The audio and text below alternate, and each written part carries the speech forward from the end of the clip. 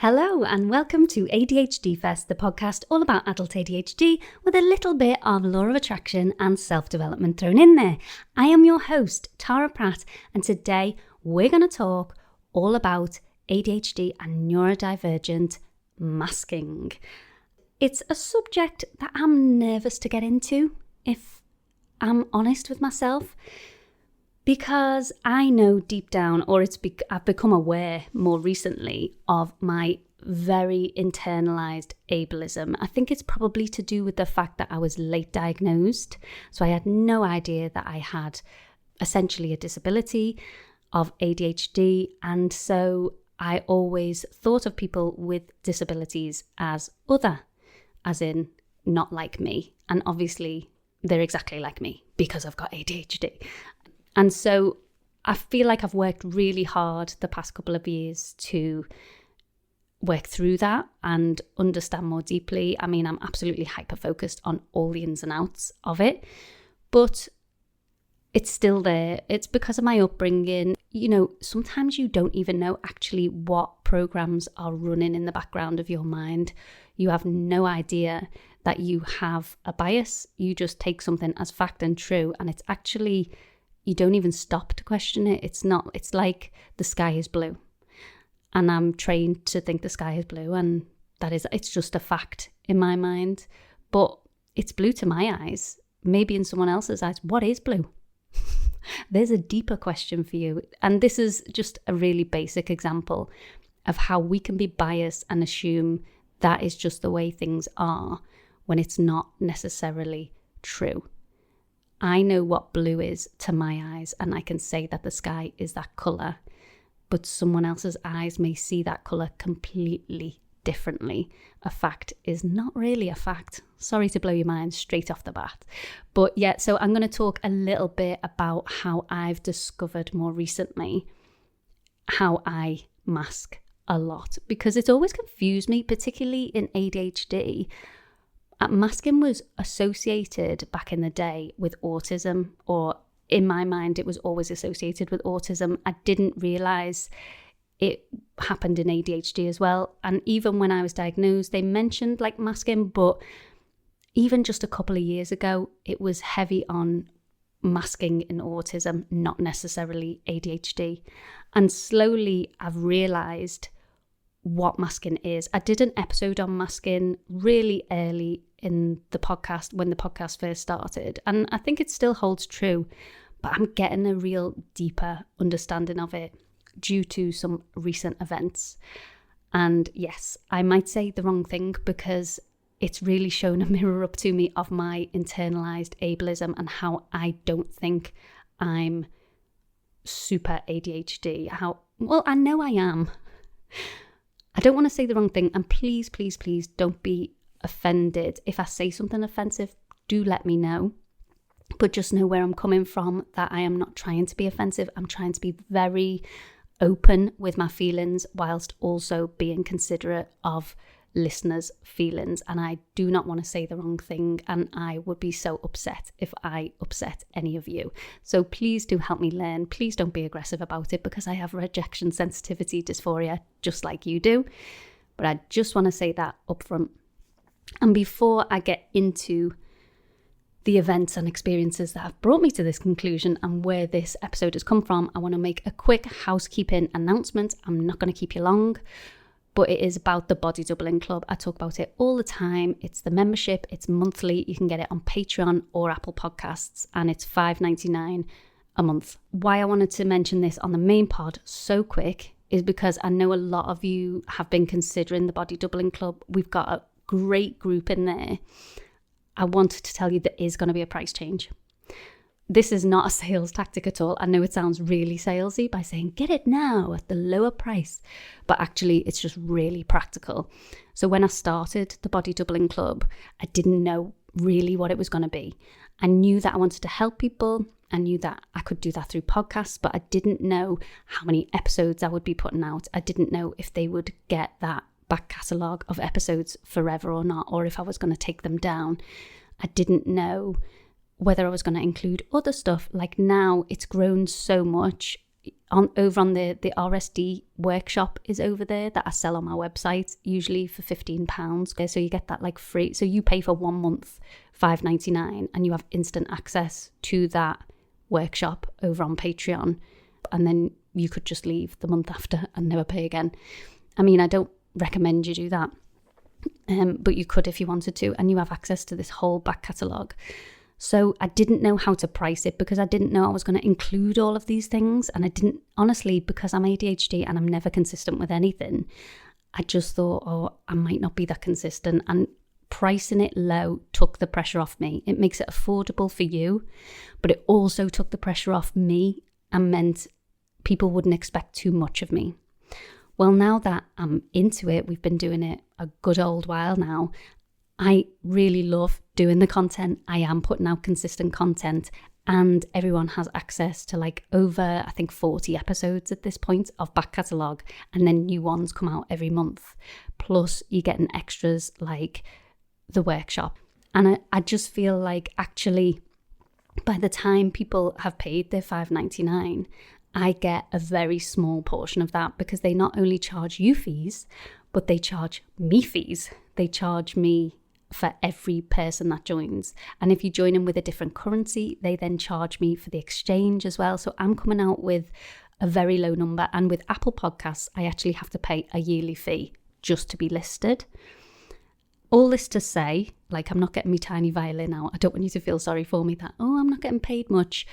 But all of this to say that I can only continue to make this content and put out this free podcast every week if I make some money to live. There's no way I could do ADHDFest alongside another job, other work. I do other work. I do like social media work for people and stuff, but that's not going to pay my bills, and I need to pay bills. So I really didn't want to put the price up, but it's a choice between, okay, do I put the price up and then I know I can continue to do this regularly, or do I keep it low and at some point I can't do this anymore because it's just not paying me? I'm basically paying the fees. So it's not going to raise loads because I really do want to keep it affordable. So I haven't finalised it yet. I need to do my sums with the fees and see what is feasible, but I think it's probably going to be priced at around £10 a month. I feel like that's affordable for you, and hopefully there's something out of it for me. And obviously the more people that join, even better. This episode goes out on the 27th, so you'll have from then to the 31st of October. So it's just over a month to get in there. So if you know any friends or family that wanted to join, or you think you'd benefit from it, sign up now, and it's only $5.99. If you don't like it, you can leave. Then you've just paid £6 for 1 month. But if you do like it, you then will lock in the price. I'm going to make the tier private so that no one else can join at that price, and then I'm going to set the new tier at £10. So what it means is I'm going to call you my founding members of the book club. So everyone who joined before 31st of October 2024 gets it at this lower rate, and everyone who joins after gets it at the higher rate. It does mean if you leave and rejoin after that date, then you have to join at the higher rate, unfortunately, because I can't think of a way technically to do it any different. Like, I'd have to reopen that tier, and it's way too confusing. So all of this to say, if you were thinking of joining the Body Doubling Club, now is the time to do it, because it's never going to be as cheap as it is now, and then you lock in that price going forwards. Now that's out of the way, the admin's out of the way, let's get on to masking. Personally, I never thought I was high masking. I've never thought that about myself. And I've come to realise more recently that's because I've never truly understood what masking is. This weekend, I attended an event, a book launch for Ellie Middleton's new book, How to Be You. And I think it's going to be a good book. I'm only a couple of pages in, but it's really resonating. So please do check it out. Maybe I'll link it down below for you. But I really enjoy Ellie's content. I really resonate with hers. She's an ADHDer. She's also autistic. So I'm not diagnosed autistic. I don't think I am autistic, although I do see a few traits. But I really resonate with her, and every word she says, every word she writes in her books, I could have written them. So I went to this event and I was really looking forward to it. I was excited. I couldn't get anyone to go with me. And I've got quite a few friends who are not diagnosed ADHD, but they suspect they might be.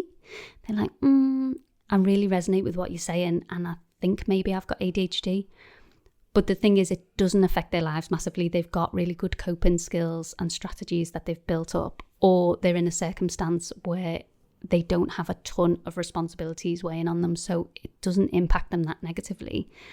And so they don't really ever push through to the, okay, let's look into this more deeply. Should I get diagnosed? Should I self-diagnose? They just kind of go like, yeah. And they talk to me about it and I teach them. And I love that. I love resonating with my friends. I love trying to work out, are you ADHD? Telling them more about it. It's obviously my favourite subject to talk about. But I would like a friend that knows as much about it as me. I don't know anyone in my real life. I've spoken to a lot of you listeners and I absolutely love it in the inbox. Like we chat about, oh, it's so real and these are the struggles. But in my everyday real world, there's no one in my circle that I can talk to like that. We don't have these deep conversations where I can go to them. I'm having this feeling at the moment. Do you feel that? And do we think it's ADHD? There's no person that is in the same boat as me. So I was really looking forward to this event because obviously with Ellie being an ADHD and autistic, I knew a lot of the audience, a lot of the people that had bought tickets to attend would also be neurodivergent. And I thought, oh wow, maybe I can find a friend here. I was scared to go on my own, but it just highlighted the fact that I don't have anyone that can go to these events with me. So I would call myself an introverted extrovert, which I think a lot of ADHDers are. I love to be social and make friends, and I also love to be on my own and don't like people talking to me. Like if I love you, and I want to spend all my time with you and I want to do everything together. But if you're not in that group of people that I love and I resonate with, I don't want to speak to you. It's not that I don't like you, it just makes me feel uncomfortable. I'm shy, I don't know what to say, I'm very self-conscious. I know I can go to an event on my own and push through it. If I either will sit in the corner and speak to no one and feel very awkward, but if I can just push really hard and get through that barrier and actually end up really loud and annoying, I feel a lot better. I can stay at that level. I can make friends. Like once the awkwardness is out the way, I can really enjoy myself. Even if I'm on my own, I can make friends. I know I can. So I was nervous, but I thought, do you know what? It's going to be fine. I'm going to push through. These are my people. I've never been to an event where I've walked into a room and I know these people are just like me. These are my people. They struggle with the same things. I don't have to pretend here. So, I was low level excited. Anyway, I got there and it was kind of business, kind of fun, because obviously I'm in this industry as well. I would love to write a book in the future. I would love to write an event. So it was kind of like work, but also I wanted to pick up a friend. I got there a little bit late because, ADHD. But luckily it was a neurodivergent event. So we had half an hour to mill around. But there was a queue outside and instantly I noticed the visual difference between me and everyone else in the queue. It shocked me. I don't know why it shocked me, but I didn't expect to look different to everybody in the room. I expected there to be a bit of a mix. For one, no one was on their own, only me. Most people aren't practiced at pushing through, like they will bring a friend. So that was the first thing, is I was completely on my own. And number two is Ellie is a very, she's very positive about neurodivergence, and she's into dopamine dressing, which is a lot of bright colours. Dopamine dressing doesn't have to be bright colours. It's basically just dressing for fun, like something that you like. It's not just about trend and fashion, but it generally is bright colours, just out there, like trendy. She's very trendy. She's a lot younger than me for one, so I assume that's why she's much trendier, because she's at least 10 to 15 years younger than me. But she just pulls it off because she's got a lot of tattoos. I've got no tattoos. She wears really bright, funky clothes. I generally wear neutrals. I wear bright now and again, but it's not like quirky out there. She wears big glasses, and that's kind of what she's known for. Like, you know who she is straight away. And that was kind of the audience that were there. That was kind of everyone that was there. They were all dopamine dressers.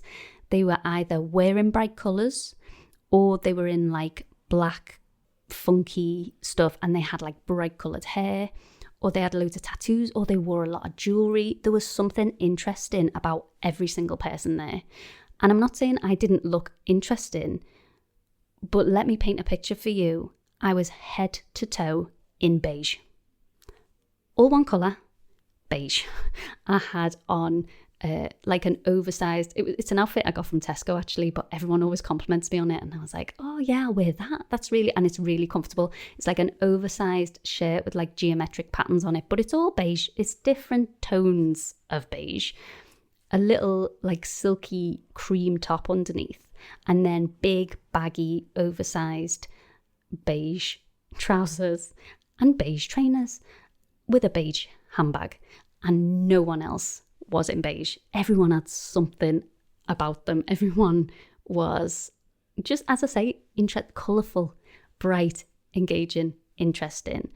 And I looked so neurotypical. And what's funny is I thought I was really funky because it had a geometric pattern on it. I thought that was really like edgy and funky. And when I'm around neurotypicals, it is. And they're like, oh, I really like that. That's a really interesting top.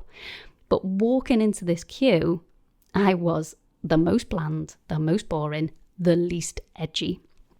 And I'm fine with that, but I don't know why, it just shocked me. I was just expecting a few people to look like me, and I felt like no one did. And I felt like I stuck out like a sore thumb being on my own, dressed all in beige. And anyway, the event played on. I got speaking to a few people, very nice. And I just left feeling really deflated. I think because I went in thinking, right, I'm going to meet my people here. I'm going to feel so at home. I'm going to feel so comfortable. And I've never felt more out of place in my whole life. Like, the anxiety was huge. And it really upset me when I got home. And I realised a few things that Ellie said during the day about her struggles. And I realised, I have those struggles too. And also, there was a performer, and she was talking about how, are those people over here laughing at me? Is it because of the way I walk? Why can't I remember how I walk? And just being self-conscious, self-monitoring all the time. Am I looking the right way? Am I holding my hands the right way? Do I look like I'm interested in what this person has to say? And everyone does this, right? Everyone self-monitors. Everyone can get self-conscious and embarrassed, particularly if you're an introvert. But I was chatting to my friend about it this morning, and I even do it with her. She's like my best friend. I'm so comfortable with her. I think about it, but I don't think about it. It's so hard to describe. When I'm chatting to her, I don't consciously register the thoughts in the background of, does she think I'm being rude? Am I not looking at her enough? Do I look disinterested, or does she know that I care about her and I'm interested? And I'm constantly monitoring where my feet are, where my eyes are, how I'm talking. Am I waiting enough for her to feel like she's been heard? Am I actually actively listening and answering in a way that is helpful to her, and not just jumping in with my own stuff and what I think she's trying to tell me? And as I say, I don't notice I'm doing that, but in hindsight, I can look at the conversation and see where I've done that. When someone says, this is what you're doing when you're masking, I look back at the conversation and go, oh yeah, I did think about that. I did have my knees pointing the other way, and I did think back to a body language expert saying that you seem more interested in what someone has to say if you have your knees pointing towards them. And I did adjust myself, but it happens so fast that I don't even notice it. And it's dawned on me, that is what masking is. And why I got so upset at the event on Saturday is I was so confused that literally every single person in that room was one way and I was different. And we're all diagnosed with something. I don't know whether they were all neurodivergent because that's what they were there for, whether it's autism or ADHD, but I looked different to them. What was more unsettling about it was if I dressed them all the same, if we all had the exact same outfit on, if they were all in beige or I was dressed the same, and we just looked at neurodivergent traits, I think that I probably would have been, I know we don't use this word anymore, but I don't know how else to describe it. I think I would have been on the more severe end of the scale. And there's no way of me knowing that without interviewing everyone. I'm not in everyone's brain, but just outside looking in, I would have said I had more obvious outward behaviours of ADHD than 90% of the room. And it just threw me because I don't think of myself like that. I think of myself as ADHD, but I manage it. It's not like, I kind of look at myself as a lucky person with ADHD. I think because we hear horror stories about, trigger warning, I'm going to talk about some of the harder parts of ADHD, so just skip ahead a minute or two if you don't want to hear that. But we hear horror stories about, people trying to commit suicide or turn into drugs and addiction, or, failing at school, never being able to hold down a job, just being outcast, like just horrible thing, or being criminals. Like there's a stat going around all the time and it annoys me every time I hear it because it's like, I can't remember how much, but let's say like 100% more likely to end up in jail if you've got ADHD. And these are important stats that we need to know. Well, that's an issue that we need to tackle. Like we need to help those people so they don't end up in jail. So I understand why people say that, but I tend to separate myself from that. Even though I've got ADHD, even though I am included in those stats, I separate myself from it. I see myself as a lucky one. And it's like internalized ableism of, well, yeah, I've got ADHD, but I'm not like that. And it's like, I am like that just because those things haven't happened to me. Like, I'm only 37. My nan lived to 93. I could have another 2/3 of life left. And it doesn't mean that's not going to happen to me. And without being too personal, I do know family members that actually we never questioned. And obviously we didn't know neurodivergence was in our family, so we never questioned it. Bad things did happen to them, but they didn't know that they were neurodivergent. But I still don't think that they were on the same level as the stories I hear. And it's like cognitive dissonance. I can't make it match. Even though if I look at my life, I can say I've never tried to take my own life. I've never been arrested. I've never held down a job, but I've always worked, if that makes sense.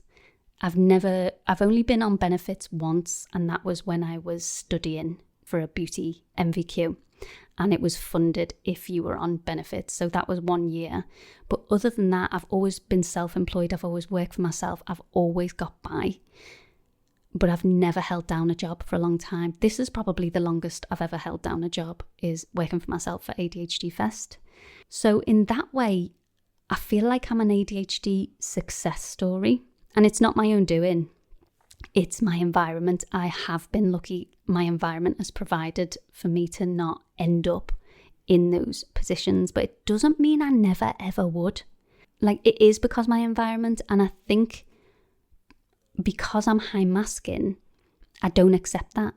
I think it is because I'm not as bad. I don't need as much support.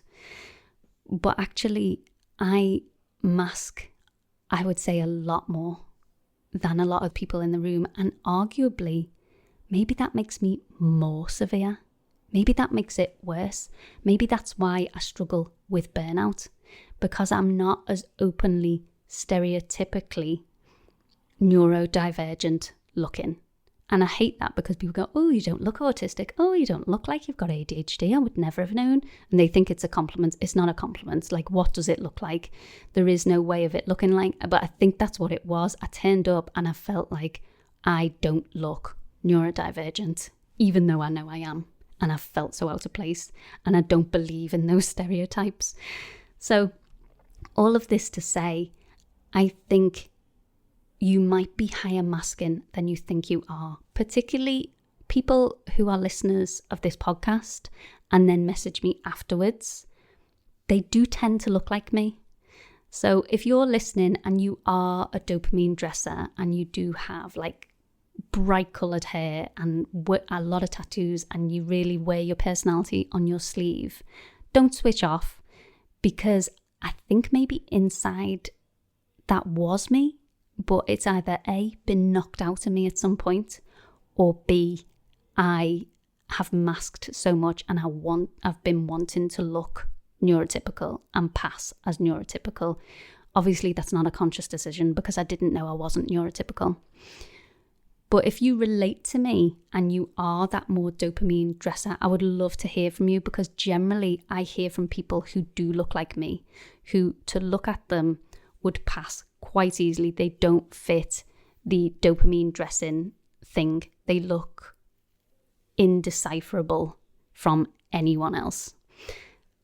And it's funny to me that I didn't meet anyone like that on the day at that event. And I was speaking to my therapist about it because it did rock me and I didn't know why it rocked me so much. And she said, maybe that's your niche.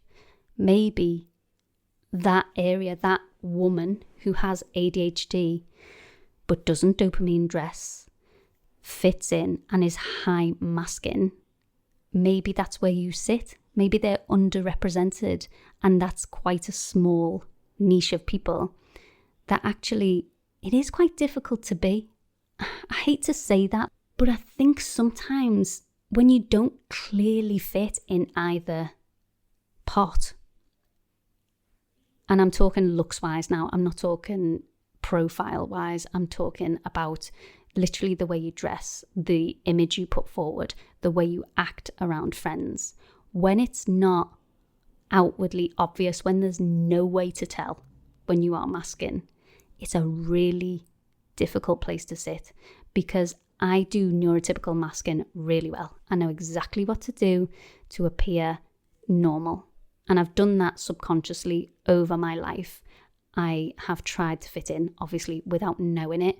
And so I can get through a neurotypical event by just pushing through, bringing that extrovert Tara out, and it goes down really well. And I feel really comfortable.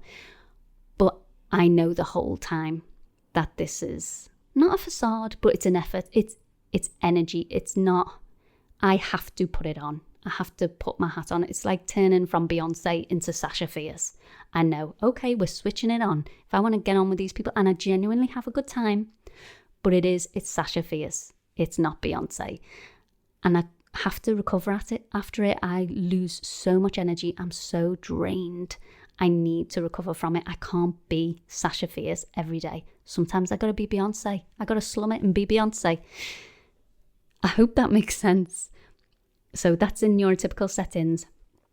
But in this neurodivergent setting where I thought I didn't have to be Sasha Fierce, I could just be Beyonce, I got there and actually I had to be something else. Beyonce didn't fit in there. Tara, me, just as I am right now, did not fit in, did not feel comfortable there either. But also, I'm not well practiced. I don't know what my persona would be there. Sasha Fierce does not fit in there either. She would be even worse than just Tara. Like, it would be so out of place. So what do I do? How do I fit in with neurodivergent people who are more outwardly obvious? I have no idea. I had no idea how to play it. I just felt completely uncomfortable. And so why I say it's more difficult to be in this spot is we don't fit in either. And it felt really lonely. I was excited to get there. I wanted to make some friends. And do you know what? I'm sure if something had been different where I'd gotten speaking to someone there I'm sure I would have made a friend, and I probably would have found someone personality-wise and struggles-wise exactly like me, exactly what I was looking for. But without that, I don't know, like that signal, that outer signal, I couldn't find them. I didn't know who was like me. I couldn't relate. And so it just has made me realise how much I actually do mask in neurotypical settings. I don't feel 100% comfortable. I'm just really good at masking. And I don't want to do the same in neurodivergent settings. I don't want to suddenly, from scratch, try and learn how to mask. And I don't want to change myself when I go to the next event. I don't want to be like, oh, okay, I better put on a wacky headband. I better find the most outrageous thing in my wardrobe. And I do have outrageous things in my wardrobe. It's not like I'm super bland all the time. I'm not always beige, guys. But I'm more wacky for like a night out. I wouldn't wear wacky stuff for just like an event in the day. Because I've been so conditioned, I don't know whether my true self would have been more wacky, but it doesn't feel comfortable to go from where I am now, this highly masked self, to that end of the spectrum. I know it was there when I was younger. I remember being obsessed with wanting blue hair, and I didn't tell anyone, which is quite telling. I didn't tell my mum or my friends or anyone that I wanted this ice blue hair. And I ended up deciding against it because I was an actress and I knew that it would really make my options smaller for parts. But also, like, I used to have little nods to quirkiness. I remember in sixth form, I used to have a pair of earrings where one was a Coca-Cola bottle top and the other was a bottle opener. And that would have, I mean, if I had them earrings with me, they would have gone down a storm at the weekend at that. And I still think they're really cool. Like, I loved them. But it just got to a point where I was like, the other people don't seem to be thinking these earrings are as cool as I do. Maybe they're not so cool. Maybe I need to tone it down and get something more elegant or beautiful or, cool. They didn't think the things that I thought were cool were the same. And I think I just slowly but surely knocked it out of myself. And then I was rewarded for knocking it out of myself because people would go, oh, I love them earrings. Where did you get them from? And they never said that about the Coca-Cola earrings. Never said it. Obviously, I wasn't in the right circles. Maybe I would have been, if I'd have been diagnosed earlier, if I had been in them circles and I'd been reinforced for those Coca-Cola bottle earrings, then maybe I would have fit right in on Saturday. But I didn't. And I am where I am. I'm 37. We're a long way past those earrings. And I don't want to just jump arbitrarily back into trying to fit in with the new crowd that I want to fit in, which is neurodivergent people. And so I'm stuck in this limbo of, I know I'm masking. I am realizing now that I am highly monitoring myself to make sure that the neurotypicals like me and that I can enjoy them at the same time. Like, we can bond because I'm putting that out, but it's draining me and I'm burning out. So where do I sit? Where do I find my people? This is a call out. This is a call out to my people who are neurodivergent, but look normal, for want of a better word, in quotes, that look neurotypical. That if you told someone you had ADHD or autism or were neurodivergent, someone who is biased or uneducated would turn around to you and go, oh, you don't look it. Where are you? Where are you people? Let's be friends. Let's do our own little meetup. And everyone else is welcome too. But I just wanted to reach out to the people like me that don't feel they have a home or they have a tribe. And it's a bit lonely because we've passed. We are passing as neurotypicals and we are neurodivergent. I really hope that has helped you to understand masking more and understand yourself more.